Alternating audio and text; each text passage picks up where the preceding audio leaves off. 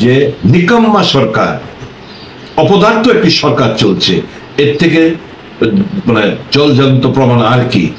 মানুষের কাছে টাকা নেই, মানুষের কাছে অর্থ নেই, কাজ নেই, খাদ্য নেই, বাধ্য হচ্ছে যে দুধ খাওয়াতে পারছে না, মার বুকের ব্রেস্ট ফিডিংও হচ্ছে না, দুধ কিনতে পারছে না, শিশু বিক্রির মতো ঘটনাগুলো ঘটছে।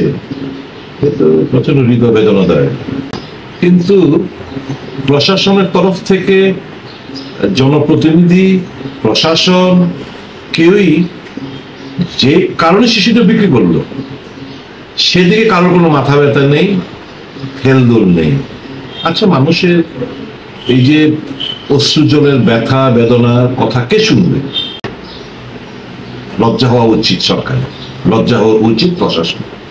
দিব্যি আছেন ওনারা, খেলা মেলা উদ্বোধন এই নিয়েই তো চলছে।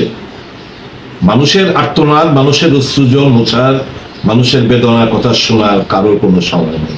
এই তো ত্রিপুরা, উন্নয়নের ত্রিপুরা, বিকশিত ত্রিপুরা, ডাবল ইঞ্জিনের সরকার। ধিক্কার জানাই।